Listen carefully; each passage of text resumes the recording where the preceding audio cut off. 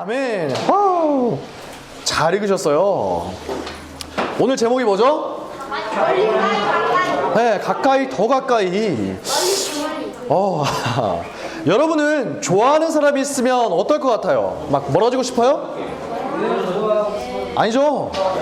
좋아하면 좋아할수록 더 가까워지고 더 자주 만나고 싶겠죠. 당연한 거예요. 싫어하는 사람과 가까워지고 싶은 사람 없죠? 가까워지고 싶다는 건 그 사람이 그만큼 내 마음에 든다는 거죠. 자, 우리는 앞으로 더 가까워질 수 있을 거예요. 네. 우린 더 가까워질 수 있을 거야. 걱정하지 마.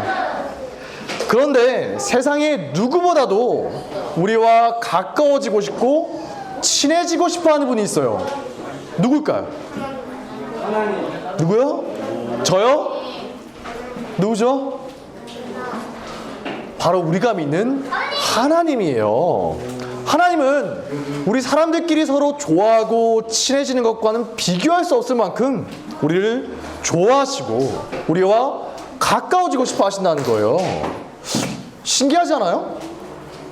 세상에 누구보다 높고 위대하신 분이 우리들과 가까워지고 싶어서 안달이 나셨다는 거예요. 대체 하나님이 뭐가 아쉬워서 그러실까? 대체 왜? 우리는 하나님의 사랑을 도무지 이해할 수가 없어요. 자, 여러분들은 일주일 동안 어떤 말을 제일 많이 들어요? 잔소리. 잔소리 어떤 거? 공부해라? 그러니까 잔소리는 잔소리인데 어떤 말을 많이 듣냐고요? 사랑한다고. 와우. 밥 먹어라? 제가 좀 씻어라? 사랑한다는 말 제일 많이 듣는 사람도 있대요. 와우. 네. 많은 말 듣죠. 근데 누군가가 그 말을 계속 반복해서 하면 어때요? 그걸 그만큼 중요하게 생각해서 그런 거겠죠. 중요하지도 않은데 굳이 계속 반복할 필요는 없잖아요. 그러면 하나님이 제일 많이 반복해서 가르치게 하신 말씀은 대체 뭘까요? 나를 믿어라? 사람들에게 너희들 얘들아 이걸 제일 많이 가르쳐야 돼 라고 하신 말씀은 바로 이거예요. 오늘 말씀이죠. 자, 쉐마라고 불리는 말씀이에요. 쉐마는 히브리어로 들어라 라는 말씀이에요. 얘들아 내 말 좀 들어봐. 이런 게 들어. 이게 쉐마인 거죠. 여기에 이렇게 시작하고 있죠. 이스라엘아 들으라. 그런데 원래 히브리어로는 무슨 말이 제일 앞에 나올까요? 쉐마, 들으라 라는 말이 제일 먼저 나오는 거예요. 쉐마 이스라엘 아도나이 엘로헤누 에하드 아도나이. 들으라 이스라엘아. 여기까지만 하겠습니다. 들으라 이스라엘아 우리 하나님 여호와는 유일한 여호와이시니. 그래서 이 말씀을 쉐마라고 부르는 거예요. 쉐마. 이스라엘 사람이라면 누구나 잘 알고 있는 말씀이죠. 외우고 있어요. 어렸을 때부터, 여러분보다 훨씬 어릴 때부터 정말 귀가 닳도록 계속 들으면서 자라거든요. 왜 그럴까요? 우리가 아까 함께 읽었죠? 자, 다시 한번 읽어볼까요? 시작!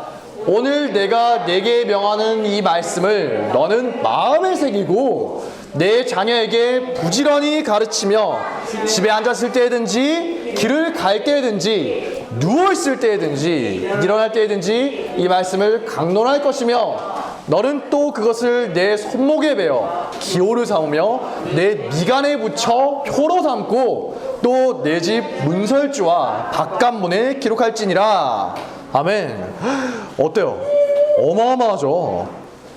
이렇게 계속 반복해서 어떤 말 들어본 적 있나요? 여러분들이 잔소리를 들어도 이렇게 많이 듣지는 않을 거예요. 특별히 여러분 같은 아이들에게 계속 가르치라는 거죠. 언제 가르치라고요? 집에 있을 때든지 길을 갈 때든지 학교에 갈 때든지 학원에 갈 때든지 게임방에 갈 때든지 놀이공원에 갈 때든지 누워있을 때든지 일어날 때든지 게임할 때든지 씻을 때든지 계속 이 말씀을 가르치라는 거죠. 심지어 어느 정도냐? 보이세요? 여기 붙어있는 거.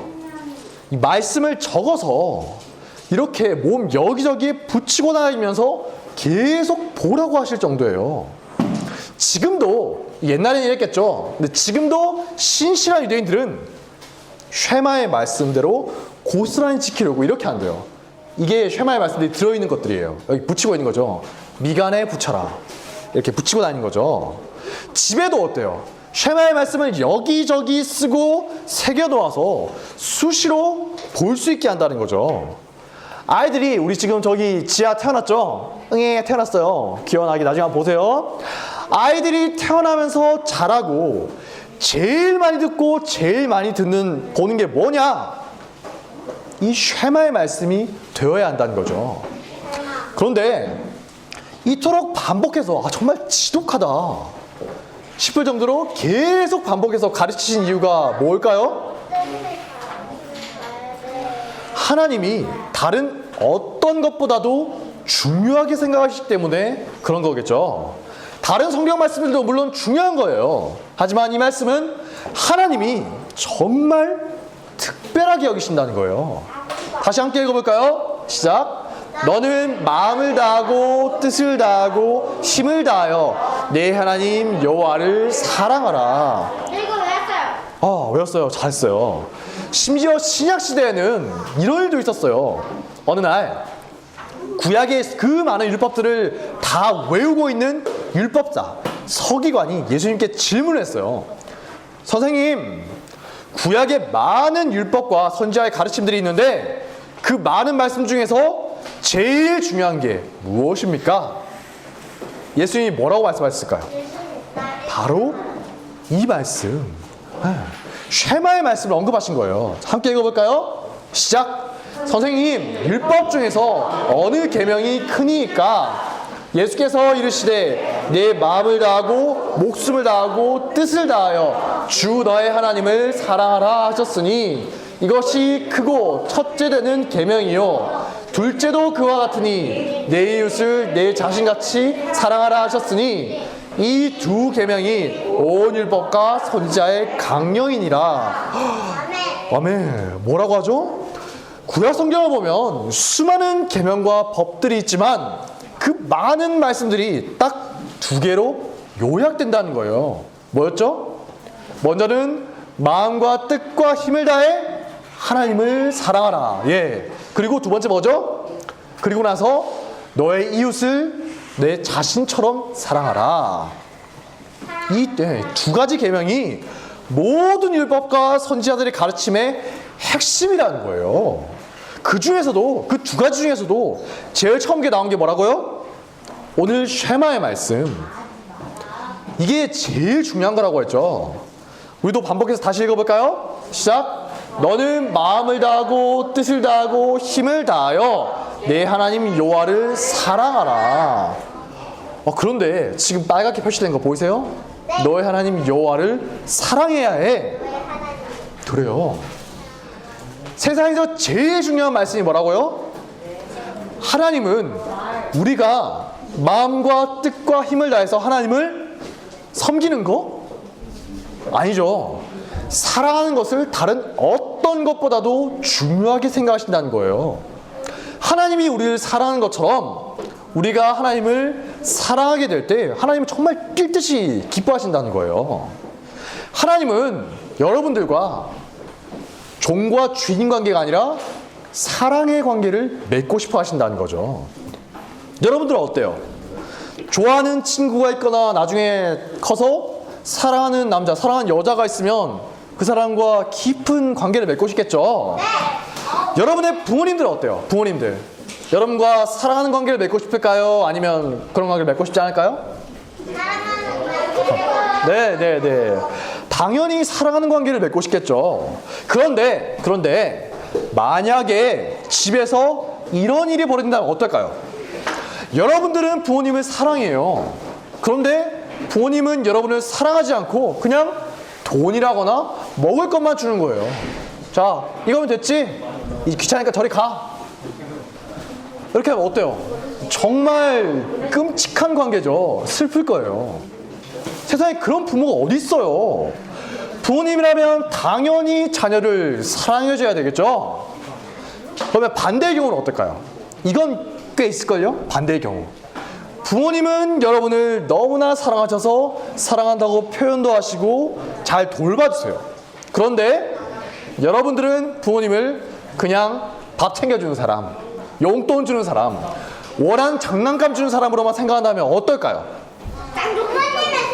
네, 그것도 정말 슬프고 한심한 모습이겠죠. 물론 여러분들이 아직 어려서 부모님의 사랑을 잘 모르기 때문에 그렇게 할 수는 있지만 부모님, 용돈 안 줘요. 나중에 주실 거예요. 용돈 안 주세요.